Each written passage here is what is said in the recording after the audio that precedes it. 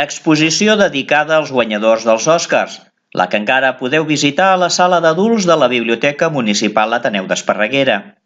Una exposició inaugurada el passat dilluns, 26 de febrer, que restarà oberta fins al proper divendres 9 de març del 2018.